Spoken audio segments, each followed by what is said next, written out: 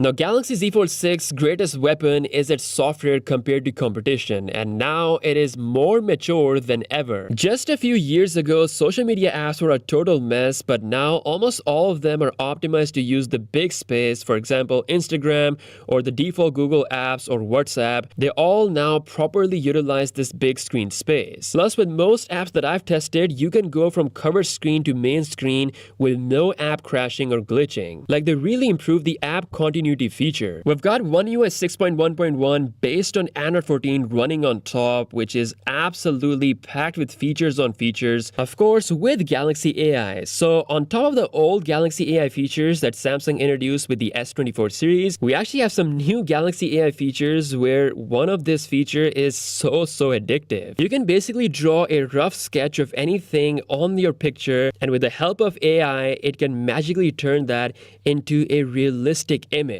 Like, this is genuinely such a fun, addictive feature to play with. Now, it's not an on-device feature, it requires constant internet connection to work, but the results you get are pretty realistic. Now, the other new feature is the Photo Studio, where you're able to transform yourself into various cartoon characters or sketches with the help of AI. Not gonna lie, I only use this once, but I do find it pretty cool. Now, the other feature that I have used is the Composer with the Chat Assist. Before you even write the message, you can use the Composer and ask AI to write you a few lines or a big paragraph on anything you want before you send the text message, basically saving you time and effort. What I really love about this is that it allows you to change the tone of your Composer message. So for different scenarios like sending emails, I always use Professional. Now, apart from these, we pretty much have the same AI features as before, like circle to search, being able to slow down any video, translate conversations using interpreter, generate AI-based wallpapers, etc. In my personal experience, these Galaxy AI features are actually useful